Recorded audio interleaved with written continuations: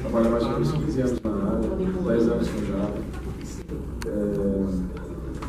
Palestra sobre a interoperabilidade de web services Java, Sul e West, tá? Com outras plataformas de linguagem de programação. A gente tinha um problema alguns anos atrás.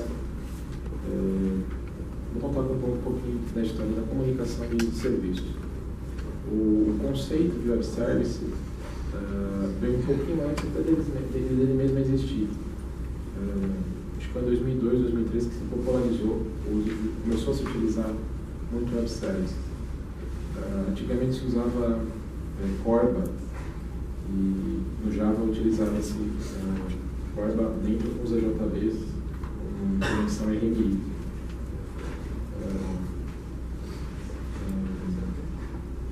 Isso foi no começo do Java, nas primeiras versões, final dos anos 90 e começo dos anos 2000. Depois que foi criado os web services, a ideia deles era facilitar a solução de um problema. Como que você vai comunicar várias plataformas diferentes, vários sistemas operacionais, vários dispositivos, com um único servidor, né? E consumindo, às vezes, o mesmo serviço. Às vezes você pode ter N serviços, por exemplo, nota fiscal, faturamento, direção de um pedido de compra, uma ordem de serviço, etc. O problema de se fazer um serviço que possa ser consumido por diversas plataformas diferentes, linguagens diferentes, programação diferentes, etc. Você tem um servidor de aplicação único, e para você fazer isso, conversar com todas as linguagens de programação que existem hoje, que já existiam na época algumas, era você ter uma padronização disso. Como que você fazia isso na época? Com o SOAP foi-se utilizado o XML. Então existe um site, da mesma forma que a linguagem HTML ela é padronizada pelo site chamado W3C, tem um site que foi utilizado para colocar toda a padronização de web services, tanto o SOAP quanto o REST. Então lá tem, por exemplo, você vai criar um XML de Java para conversar com C#, de Java para conversar com Python, de Java para conversar com JavaScript, com C, com C++, com C++, etc. Como que funciona isso? Lá ele vai ter um deparo internamente para nós, que somos desenvolvedores. Isso vai ficar invisível, porque a API da linguagem de programação é que vai fazer isso. Ela internamente faz isso. Mas, se curiosidade alguém quiser pesquisar e ver, eles ficam num site chamado wsi.org, www.wsi.org. Web Service Interoperability Organization, Organização de Interoperabilidade de Serviços Web. Lá existem vários documentos fazendo os deparos entre várias linguagens de programação e o conceito de o DDI, Web Service Discovery, que era onde você tinha quando você aponta lá o WSD, quando você está na URL dentro da sua WSDL, você tem lá atrás o esquema, o XSD que é montado, né? O que tem lá? Então, por exemplo, lá no Web Service, eu estou disponibilizando o Web Service em PHP, por exemplo. É um servidor abaixo com PHP disponibilizando e você vai consumir esse serviço. E você não sabe, o PHP está lá, string, int, float. No Java, o que é o string de lá quando vier para cá? O float, etc. Então, nesse site são colocados todos esses documentos, todos esses deparos, para você saber o que é e para o que vai.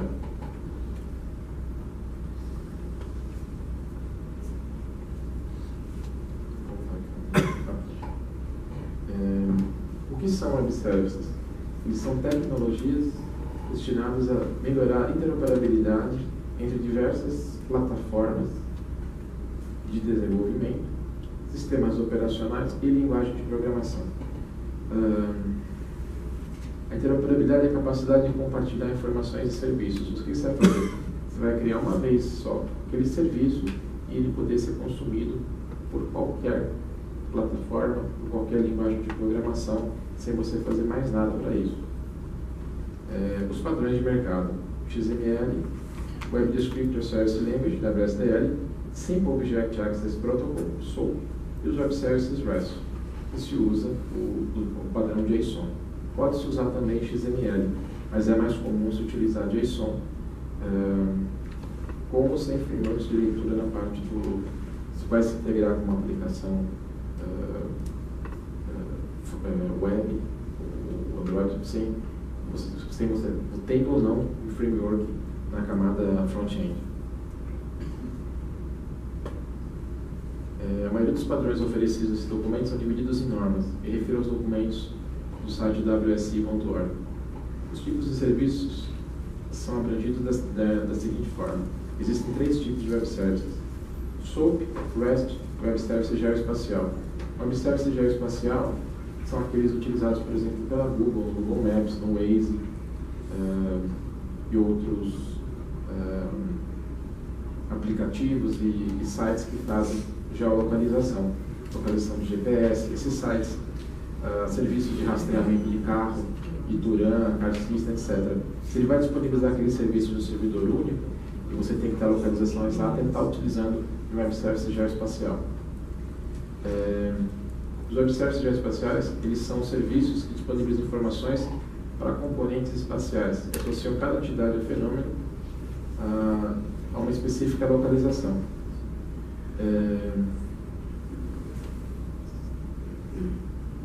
Para ser mais exato, quando você tem a localização GPS ou qualquer outro dispositivo, por exemplo, alguns carros utilizam um dispositivo receptor, como o Ituran, o System, alguns outros usam uma outra forma de localização que é muito menor, como um chip de celular. Não tem necessidade daquele aparelho enorme do Car System, do Ituran, colocado dentro do carro. Tem lá um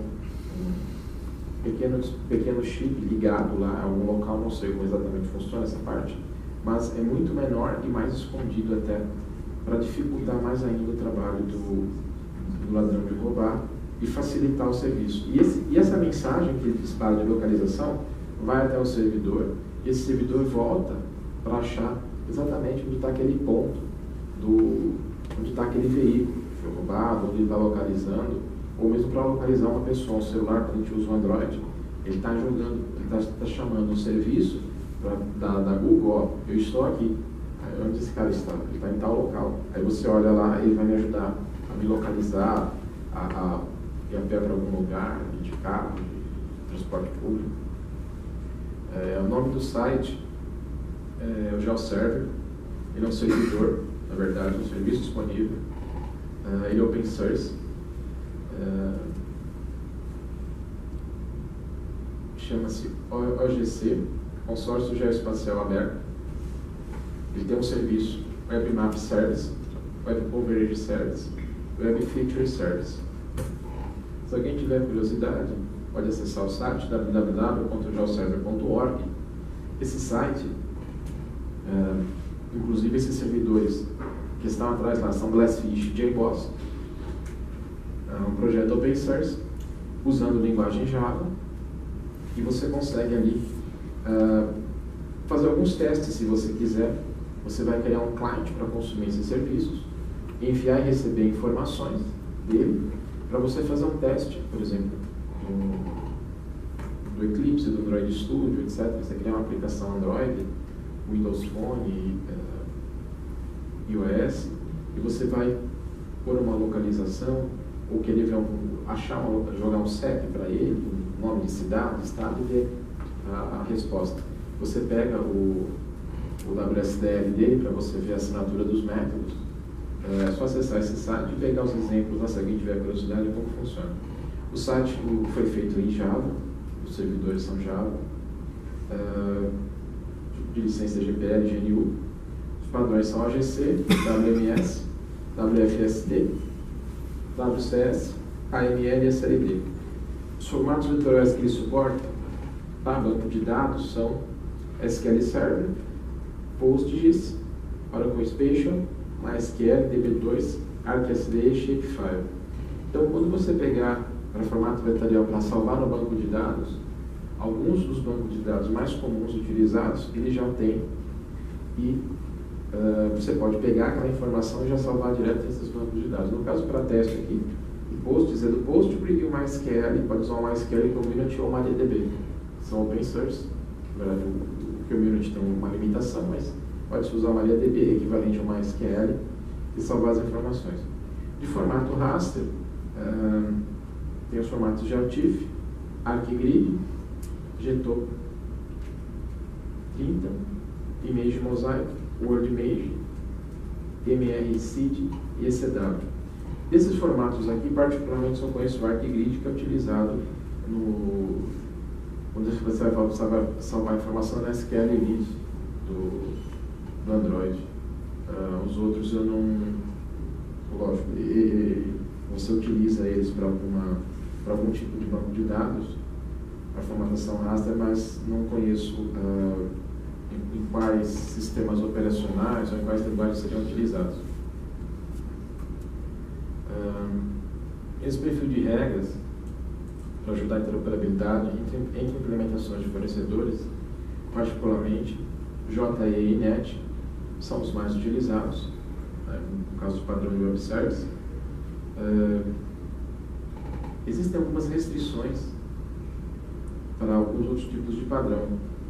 Por exemplo, o PHP, o C++, você tem uma API e conversa web service SOAP do Java para o Android, se chama KSOAP. Por quê? Porque o Android, por padrão, quando fizeram, ele não leva a API do SOAP junto com ele, só leva a API REST para ele ler os serviços XML de som passados pelo REST. No caso do Android, por ele ter essa limitação, essa API KSOAP, que está disponibilizada no site da Google, você utiliza ela e ela gera os clients para vão ser consumidos no Android do serviço do servidor Java. Outra API que também é muito utilizada chama GSOAP. GSOAP é para C++. Então essa API, você baixa ela, esse framework, e ele gera para você, ele vai precisar passar o WSDL, e ele te gera, do WSDL ele gera os stubs para você utilizar no C++. Da mesma forma que o KSOAP gera as classes para serem utilizadas dentro do Android.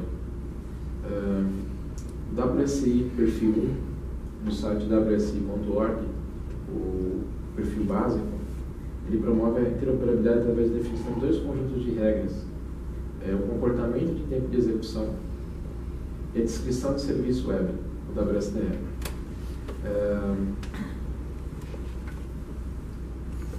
Onde a gente vê uma facilidade desses padrões? Quando você utiliza o Android, por exemplo, que hoje é muito mais utilizado em aplicações mobile, você tem a facilidade de, por exemplo, um serviço REST, por ser muito mais leve, você consegue trafegar uma quantidade de informações muito mais rápido, por ele chamar o serviço como se fosse internamente um servlet, né, pelo protocolo HTTP, e enquanto o outro web service usar o protocolo SOAP. Por HTTP ele é muito mais leve, mais rápido, mas também seguro. Então tem uma certa vulnerabilidade que é compensada através dos certificados de segurança convencionais, como o protocolo SSL, né, você usa o protocolo HTTPS, né, e você também pode criptografar a informação que você vai trafegar, seja no formato XML ou JSON, no caso do REST, e no caso do SOAP, você pode mandar um XML criptografado, caso você não se utilize de uma conexão segura. Como a interoperabilidade de web service, com web service de Java, pode resolver essa loucura? Você tem um monte de linguagens de programação e um monte de dispositivos, no caso, vamos dizer, o iOS ou o Windows Phone, e você quer consumir os serviços de um mesmo servidor. Então você tem, por exemplo, um supermercado grande, um mercado pequeno, ou um atacadista, o Walmart, o Açaí, o Sam's Club. Então ele tem lá PDAs ou PDTs, ele vai fazer a coleta de dados. Então ele vai ter um produto na prateleira lá, que ele vai dizer que acabou no estoque, vai atualizar alguma coisa. E aquele PDT que ele tem lá, é o mais antigo, então é Palm OS. Então, no Palm OS você usava uma JDK instalada. Se você vai utilizar com Windows Mobile ou Windows Phone, em alguns casos você consegue colocar uma JDK e colocar um programa Java para fazer a chamada lá. Ou às vezes não, você tem que se utilizar de linguagem padrão, VBNet, C#, e você vai criar uma aplicação lá a qual vai consumir os serviços desse servidor.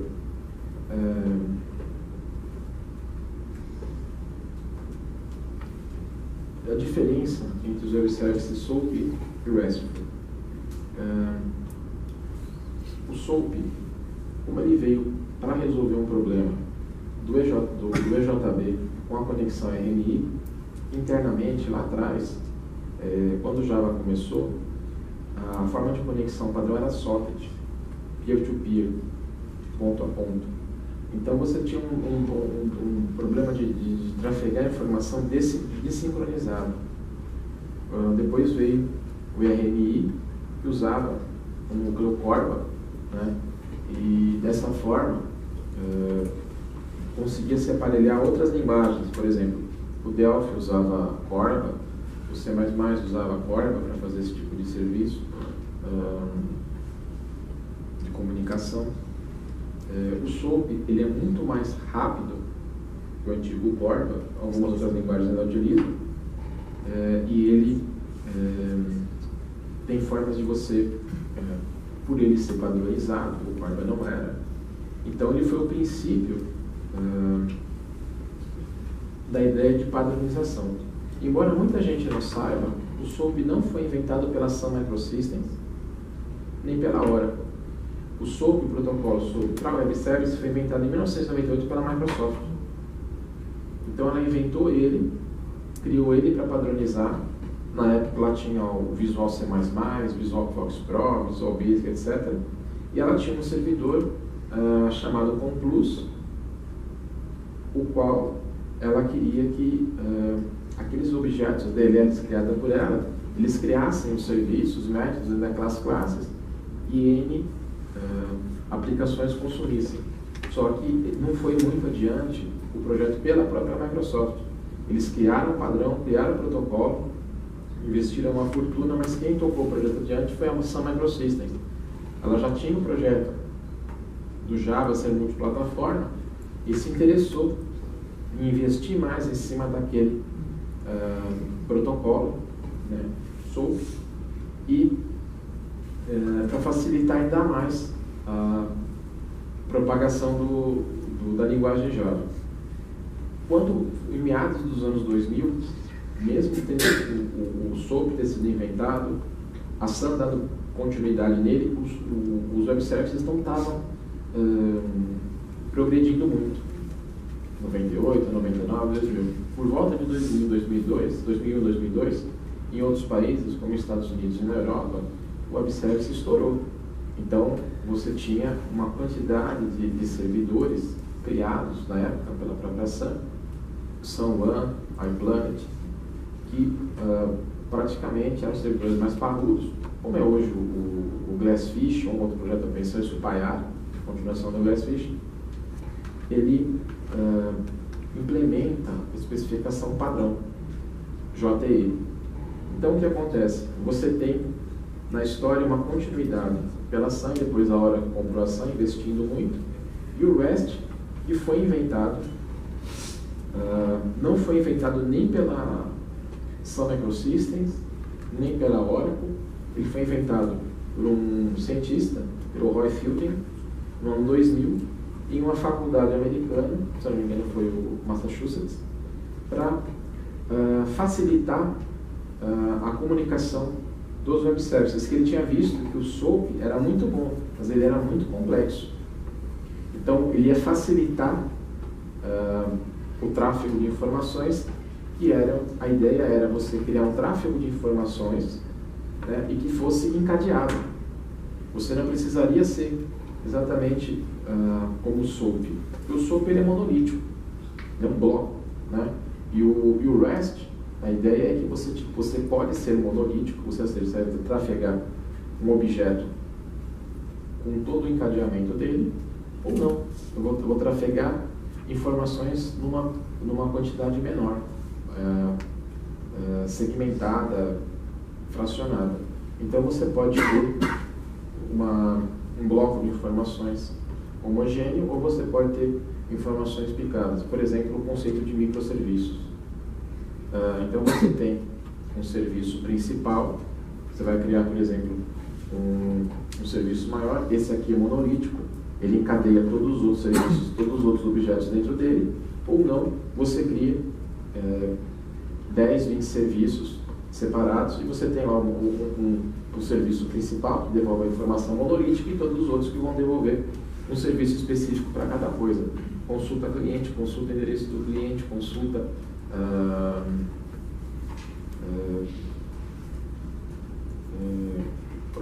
fidelidade do cliente, consulta pedidos daquele cliente, ou você traz só o consulta cliente lá em cima, que já está todo aquele bloco de informações. Qual a estrutura, a arquitetura que é utilizada para fazer uma comparação entre SOAP e REST? Os web services, SOAP, por ter sido inventado há muito mais tempo, a ideia é que o fluxo dele fosse, como se diz, por dentro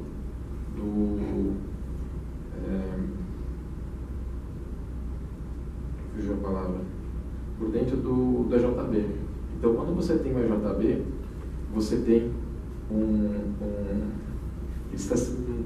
web service SOAP, sempre vai estar associado a uma JB, ou não. E o web services REST, ele pode ou não se utilizar de JBs, e a maioria das vezes, com o SOAP, você não precisa utilizar JBs, mas dificilmente você consegue fazer sem um deles. Em outras linguagens você faz, mas no Java é mais difícil. O Web Service REST, por ser muito mais leve, o que o REST faz através dele? De uma forma simplória, dizendo, ele é um servlet. Ele é um servlet centralizado, a qual você manda as informações no formato get, post, put, delete, e você tem uma alteração. Você tem uma alteração aqui dentro da camada intermediária, e quando você faz uma chamada SOAP, que é o JAX-WS, o padrão que foi feito dentro do JCP, e o JAX-LS, que é o REST. Quando você chama um web service SOAP, geralmente você vai usar ele associado a um session bin, ou seja, você vai pegar ele lá no JB stateless, e você vai pegar esse JB de sessão, esse session bin, e você vai sempre associar ele a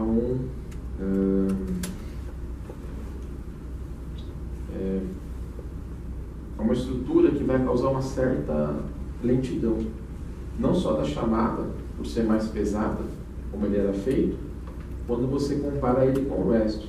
Então você tem aqui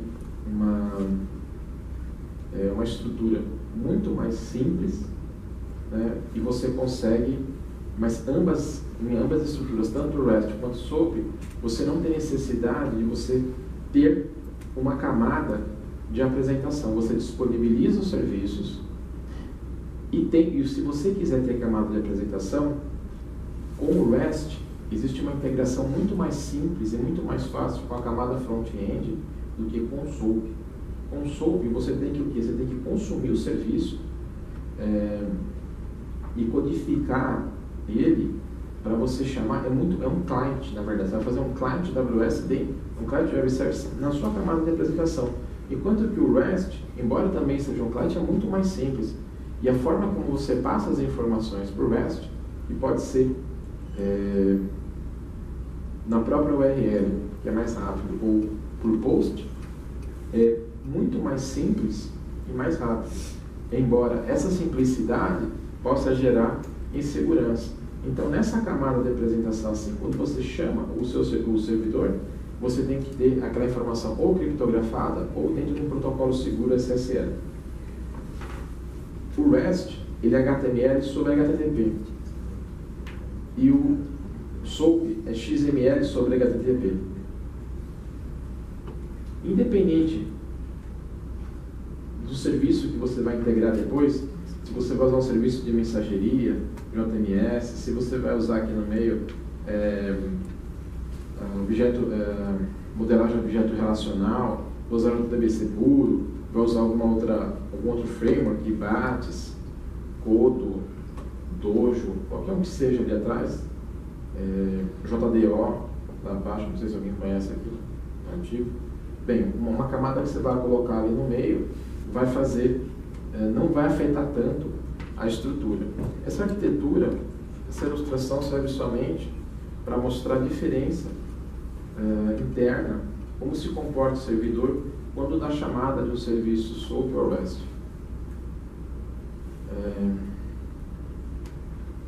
Essa parte aqui, por uma questão, um problema técnico que eu tive, eu não vou poder fazer essa exibição de exemplos práticos. Eu criei um servidor, um serviço web, que ia ser consumido por um cliente Java, por um cliente Android, né, pela uma aplicação Windows Phone C#, uma aplicação C# Desktop e JavaScript puro. Essas aplicações, elas estão no meu site pessoal, chama www.tidicas.com.br. Lá elas estão no meu GitHub, então você vai acessar meu site pessoal, vai ter o link de uma palestra anterior que eu fiz com essas aplicações, e vai estar, após esta palestra, eu vou estar disponibilizando lá um link referente a essa palestra com todas essas aplicações aqui, tanto o server quanto os clientes, para serem consumidos. Dúvidas?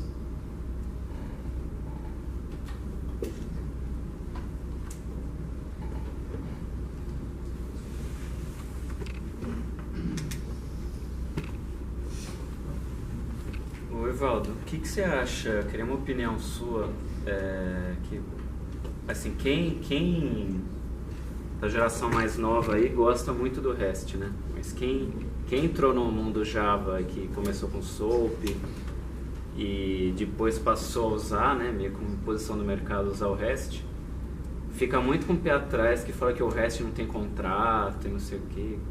Qual que é a sua opinião disso? Você tem uma interface, a gente chama de contrato, o WSDL. Na verdade, para o REST, você não tem um arquivo que mapeie isso. Você vai estar consumindo aquele serviço, você vai estar chamando ele, e você vai, na verdade, a API que você tem, que vai ler, não importa a linguagem, vai ler o seu serviço REST, ela vai criar a saída dele. Então, ele disponibiliza, não é um contrato como é explícito no WSDL. No WSDL você tem um contrato exposto, né? No caso do REST, quando ele lê internamente o serviço REST, você tem lá, quando você abre ele, tem uma aplicação que chama Postman. Para poder mandar e receber requisição? Isso. Certo. Então essa aplicação do Google, no caso, quando você abre ela, você põe o serviço REST nela e você abre, ela mostra lá todos os métodos que tem disponíveis naquele serviço. Você não vê o contrato explícito, como é no WSDL, mas se você chamar ela para alguma aplicação, ela lê e monta o que ele está oferecendo, não da forma que é o WSDL. Não sei se... Sim. Você tocou num assunto assim que eu acho um pouco polêmico. Sim, porque, assim, foi de propósito. Apesar de ser pouco novo, eu trabalhei tanto com SOAP e com REST, né? E que eu acho que na área de SOAP, quando eu mexia muito, por ser um pouco mais burocrático, o contrato que existia, você acabava não querendo mexer nele. É um pouco mais de trabalho. Né? E o REST, ele te possibilita ser um pouco mais flexível nessa situação. Você mudar uma perna lá, quebrar quem está consumindo. Acho que tem esses pontos aí. Mas acho que ambos os dois oferecem a mesma fragilidade. De repente surgiu um negócio onde eu posso te passar o SQL, aí você roda lá no banco. Aí você executa para a dinâmica. Aí você fala, não, mas é justamente porque você não precisa saber que eu tenho um banco, você não precisa saber que o banco que eu tenho é um Oracle, né? Por isso que a gente vai fazer esse negócio aqui na frente. Você não quer executar um insert, você quer incluir um cliente, é uma coisa diferente, né? Independente de ser SOAP, né? Sei lá, poderia ter ido lá criado um contrato SOAP que recebe. Existe uma outra aplicação que era utilizada com o SOAP. Oi? Tem uma outra aplicação que tem a versão gratuita e paga, chama SOAP UI. Assim, É bem mais antiga, era para usar com Web Services, SOAP, mas ela também tem um plugin lá que é para o REST. Então ela também gera os stubs, o pacote de modelagem lá com o REST. Então, na verdade, ela lê aquela informação e disponibiliza embaixo aquilo que você tem que enviar. Mas, na verdade, é a aplicação internamente que vai ler e devolver a informação. É como se a gente fosse fazer antigamente o SOAP sem ter WSDL aberto. Eu iria ler ele, mas eu não tenho um contrato. Né? Essas duas aplicações, que eu tinha falado, o Postman e essa, ela facilita bastante para testar. Sim. Ou você pode se aventurar e fazer tudo na mão, né? Você verificar tudo. Usar o WSDL de Java também ajuda. Então, quando eu trabalhei, a gente usava o CXF como framework lá da Apache. Ele já era bem melhorzinho do que quem precisa trabalhar com Axis, por exemplo. Eu trabalhei com Axis 1.2. O Axis era bem mais limitado assim, comparado com o CXF. E usava o SOAP UI também para poder fazer os testes. Né? Eu trabalhei com essas tecnologias todas aí, faço integrações desde 2006. Então, esse EJB é importante saber, porque às vezes você está trabalhando numa empresa que segue essas histórias de compliance e tal, aí o cara tem um servidor JTE e você não tem como escapar disso daí. Ele é mais lento, é mais chato e tudo mais, mas vai acabar fazendo em SOAP mesmo. Onde eu estou atualmente é super flexível, a gente trabalha com Spring e é CXF, ou alguns módulos é usado o WS Import, é extremamente simples e assim, a produtividade é altíssima, e quando o fornecedor quer trocar a versão, ele informa, manda um e-mail e fala assim, a partir do dia tal, do mês tal, vai entrar a versão tal, e essa aqui é a especificação. Então assim, vai trafegar JSON, ele passa a especificação por documento, e é aquilo lá que tem que implementar. Para resolver esses problemas de documento, a gente começou a usar Swagger. Com o Swagger, a gente simula tudo o que está acontecendo no REST e todos os métodos são possíveis de testar. Então a gente resolveu tudo isso daí, esse problema de não contrato, com o Swagger, que do Swagger você consegue documentar com detalhes, e você faz a documentação por anotações. Ele gera uma interface gráfica bem amigável, em HTML com CSS, no próprio microserviço. Você vai lá, você dá os seus parâmetros, você testa todos os endpoints, um por um. O endpoint que tem parâmetro, ele abre campinho para você preencher e você testa ele. Então, assim, Swagger é a bola da vez, é vida. Só quando adendo aí, eu também estava trabalhando com integração nesse projeto que eu estou. Inclusive é um cliente do Uruguai, eles têm, então imagina, né? Eles têm a barreira do idioma também, então. E aí eles passaram pra gente o Swagger, né? E aí eu usei o Swagger Client, então ele gerou a interface Java igual faz lá o cliente do Java, bonitinho para acessar. Então eu falei, nossa, agora tá lindo. Só complementando o que ele falou, o Swagger ele é um esquema válido. Se você quiser ver um contrato rígido, você pode implementar no seu server, para bater sua requisição versus o esquema. Eu já fiz outros projetos. Não vai passar. Se o parâmetro da requisição não bater com o esquema, não passa. Como é o seu nome? John. Eu já trabalhei em algumas empresas, algumas pequenas e algumas grandes. Nenhuma delas deu o Swagger para fazer o REST. Eles preferiam usar outras ferramentas de teste. Eu não sei qual seria o critério, o preconceito, vamos dizer assim. Ou alguém dentro por questões de segurança, alguma coisa, eles sempre preferiam aquilo lá que já era mais conhecido, às vezes, mesmo não sendo tão prático. Por exemplo, você falou do CXF. O CXF tem duas formas de utilizar ele. Uma, com integração ao Spring, com o módulo do Spring, e uma sem o módulo do Spring, ele puro. Não sei se você utilizou das duas formas. Já usei das duas. Das duas, então. O CXF ele foi uma continuação do projeto do Axis, né? Para facilitar algumas coisas. Mas o CXF ele facilita, vamos dizer assim, entre aspas, né? Porque na verdade no CXF você cria lá. Quando você tem o Spring, não, porque o Spring você vai criar, você vai adicionar um interceptor do Spring lá e vai direcionar para esse cara lá no WebXML. Quando você faz ele puro, você tem que apontar lá, também tem que apontar o servlet principal do próprio CXF para você conseguir estar utilizando ele. Por exemplo, JE5, não JE6. No JE5, às vezes você tem um problema de modularidade. Eu não quero uma aplicação, minha aplicação web, camada de dados, etc., eu não quero ela engessada, muito monolítica. Então eu tenho duas camadas front-end. Eu tenho uma camada web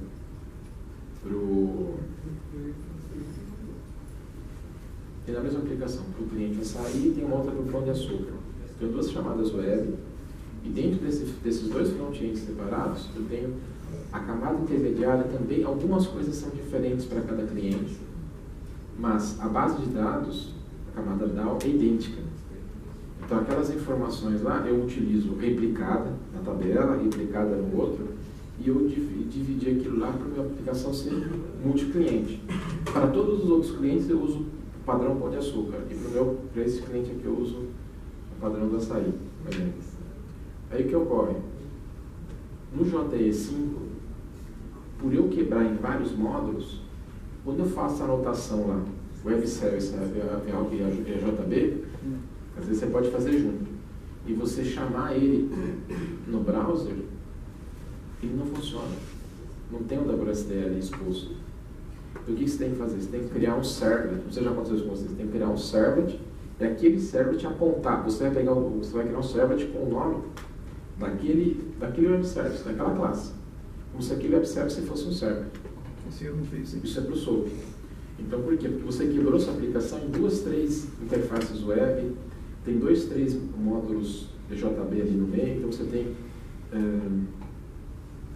uma camada web, uma camada business e uma camada model lá, explodindo essa camada model, tal, entity.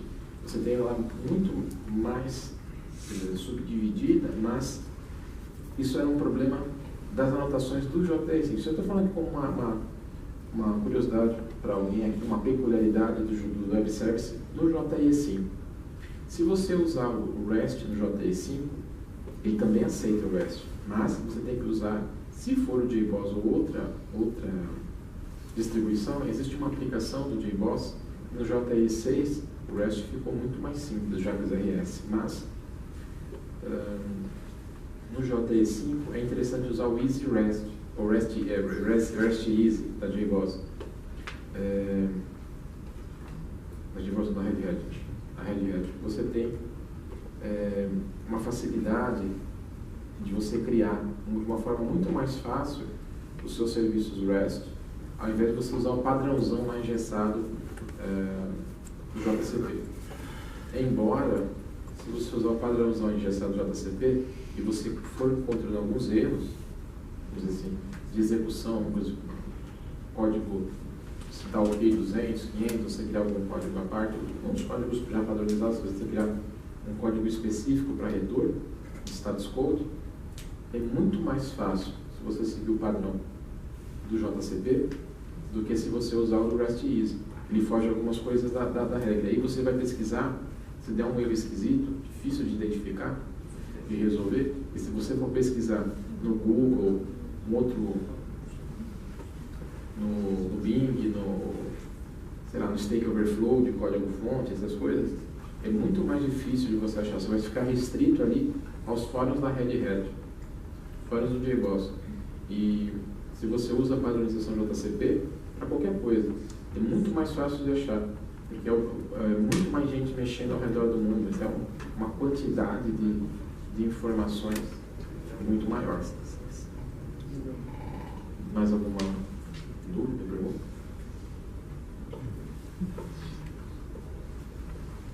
Só uma curiosidade também, na época também que eu trabalhei com SOAP, tinha essa questão, por exemplo, do contrato, que é uma parte importante, a parte legal de você ter essa garantia, mas igual eu tinha falado antes também, a questão das separações, por exemplo, aí você tem que tomar alguma decisão, por exemplo, eu vou anotar, vou gerar aquelas classes WSDL, se eu não me engano a gente usava o WSDL to Java, alguma coisa assim, e vou trazer esse cara para o meu código. Beleza, e eu vou implementar coisas nesse cara, por exemplo, e aí, por exemplo, no projeto que eu trabalhava lá, a gente não fez isso. Por quê? Porque eventualmente, amanhã, se você precisar regerar essas classes, você ia perder todo o código que você tinha escrito, né? Ou você ia perder essa habilidade. Falar, mudou o contrato, peraí, deixa eu vir na mão, arrancando propriedade, colocando propriedade. Então, naquela questão dos layers, a gente tinha um layer a mais, então a gente sempre dava step to Java, esse aqui é o que entra do serviço, e a gente faz um mapeamento para os nossos objetos. Normalmente, como a gente também participava da construção do serviço, era muito parecido, então ficava quase um para um, mas eventualmente você podia pegar algum tipo de transformação de onde ia acontecer, né? E às vezes acontecia muito o quê? Nós somos aqui a interface web, vamos integrar com a RP, que tem o mesmo contrato. E aí do lado de lá, eventualmente, a galera foi lá, gerou esses arquivos e codificou nele. A hora que você pediu uma mudança para os caras ia precisar de 3 semanas para conseguir fazer a mudança, porque na prática ia pagar o código do cara inteiro. Então, putz, né? Tipo, isso é uma coisa que... Aí não sei, eu acho que hoje com o REST até acontece, mas também é mais fácil você expor o endpoint, sei lá, a galera vai e marca outra versão e talvez não seja o cara de provedor. Acho que contrato sem contrato, por exemplo, se o cara altera o nome de um campo, se você está fazendo isso com REST, você tem um cara que faz a conversão automática, por exemplo, um Jackson, e aí ele vai ter tem uma propriedade lá que ele não acha na sua classe, ele dá erro. Tem meios lá de configurar para ele ignorar esses tipos de erro, mas você corre o risco de perder dados. Então, assim, sempre vai ter esse negócio aí de versão, de estrutura que mudou e tal. E, assim, o risco sempre permanece, a menos que você mantenha uma versão mais velha ativa, enquanto você já tem uma nova em operação, né? E dá um prazo para quem está usando ir se adaptando. Dar o deprecate na versão velha e continuar usando a nova. Mas assim, todo mundo que eu tenho visto que pode mudar para REST, o cara não fica em SOAP, né, e vai para o REST, porque realmente é muito mais produtivo, muito mais fácil, você consegue fazer teste automatizado usando o REST Assured ou algum outro framework. Eu, por exemplo, uso o REST Assured, também uso o Postman para fazer testes manuais, e uso o Swagger quando precisa fazer alguma coisa direto no cliente, o cara quer ver como é que está, assim, acessa tal endereço que você vê aí e implementa a sua comunicação comigo. Mas eu vejo que hoje quem tem a possibilidade, a oportunidade de começar com REST, eu acho que a grande tendência mesmo, acho que todo mundo acaba fazendo isso já há alguns anos, né, não é de hoje. E, no entanto, tem muitas empresas e tem um legado muito grande, e aí vai ser muito difícil eles fazerem uma migração. Eu acredito que vai depender de algo muito esforço, muito empenho. Um exemplo, que, por exemplo, aqui na área que eu trabalho, nós integramos com a Web Services das Cefases, né? São diversos estados, cada um tem o seu aí. Então, são todos Web Services, tudo para emissão de notas fiscais, e eles lançaram esse ano uma versão 4.0 da nota fiscal, que é a especificação do documento deles de atualização de nota fiscal. E assim, não tem, até onde eu sei, não tem previsão de mudança disso. Então, nós temos que... E é o canal de emissão de notas fiscais aqui no Brasil. Então, quem precisa emitir nota fiscal tem que se adaptar a esse modelo. Nós até fazemos uma abstração do nosso lado, as nossas APIs que nós expomos, inclusive para integradores e tudo mais, são REST, só que daí por trás nós acabamos consumindo os web services SOAP da Cefaz. Que empresa que é a sua? Mercado Livre. Quem? Legal.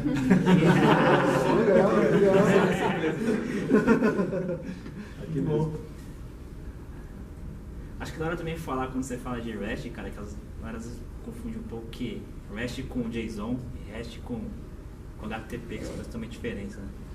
REST é modelo arquitetural, e quando a galera às vezes fala, acaba confundindo as paradas. REST só te dá um modelo. Agora, como você implementa um modelo, você pode falar que usa REST, mas você só usa JSON. Às vezes a galera confunde isso, né? Só porque tem um endpoint que retorna JSON, ele acha que tá REST. Mas na verdade tem outras coisas. E tem uma tendência no mercado do GraphQL, né? Que é uma tendência aí também. Hype. Esse REST, assim, eu sei que o Facebook costuma usar só get post em tudo, né? Eu costumava fazer isso. Tudo é get post, e eles não usam os verbos. Então ali não dá pra dizer que é REST, né? Então, exemplo, isso aí não é, teoricamente não é REST. Então ele não está usando o estado os verbos não estão... Os verbos corretos para ações corretas. Não está vendo o estado correto dos objetos. Assim, mas, e esse GraphQL, então ele tem o lado bom e o lado ruim. A gente ameaçou usar lá o GraphQL e aí falou assim, mas e aí, você vai abrir a base toda pro cara? E a gente tem um monte de... Assim, o nosso case é assim, a gente tem um monte de coisa que o cara não pode ver e tem um monte de coisa que ele pode ver. E aí ele falou assim, onde que vai ficar a permissão do que ele pode ver, o que ele não pode, o que você abre para o GraphQL e o que você fecha. Então a gente assim, puxou, é um case aí para a gente amadurecer. Então a gente é muito embrionário nesse, assim, a gente ouviu falar do GraphQL, achou o máximo, nossa, fenomenal. Mas a gente não dá para usar por enquanto. Agora, independente de SOAP ou REST, eu acho que o principal ponto é essa questão aí da interoperabilidade mesmo. Especialmente mais antigamente, você tinha isso, era muito mais falando, eu tenho um negócio aqui isolado, seja lá um sistema de nota, não sei o quê, e, eu preciso falar isso com outra galera. Como que eu vou fazer, né? E aí você vê que nível o negócio foi evoluindo, dado que é uma necessidade real, realmente. Então começou lá com Stub, com RMI, todo esse negócio, e hoje o negócio está muito mais simples, né? Você vai lá, expõe um endpoint e a parada vai acontecendo, né? Mas antes era bem mais complexo nessa parte de interoperabilidade. Era processo de arquivo. Era o arquivo de um lado e importava do outro. Pô, arquivo do XT. Hoje a interoperabilidade é muito mais simples, né? Assim, praticamente você não se preocupa muito com ela, né? Você já assume que vai ter e vambora. Vai ter e pronto. Licença um pouquinho. Vocês tem, por exemplo, quando você vai chamar no JavaScript, você vai consumir tanto o SOAP quanto o REST, no JavaScript você usa aquela API, que é a mesma do Ajax. XML Request. Então, essa API que você usa no JavaScript, para você utilizar o Ajax, você também usa para você enviar e receber requisições. Quem está usando os frameworks, JavaScript, o jQuery, tudo isso não vai ver porque isso está interno também. Mas o XML HTTP Request, quando não existia ainda o conceito de Ajax, a gente tinha que fazer no JavaScript puro, né, as chamadas. Isso lá para 2005, 2004, 2005. Em 2005, 2006 já veio a primeira versão do Ajax, da DWR. Não sei se alguém aqui conhece. Isso eu conheço. Dynamic e... Trabalhei com struts e DWR, muito chato. Pô, que isso, era... Sem saudades. Era a vida, Legal, algumas coisas ele ainda faz, para fazer chamada Ajax reversa, chamada remota, algumas coisas que tem no JCF, alguns frameworks, às vezes estão mais complexos, alguns que são feitos com o DWR são mais simples, para fazer esse tipo de coisa, Ajax reverso. Você enviar uma requisição para o servidor e vai ficar processando e quando terminar ela te devolve a resposta. Sendo que é mais interessante fazer isso do que o JCF que fica lá batendo de X em X tempo perguntando lá e gera processamento no servidor. Mais alguma dúvida? É isso aí. Obrigado.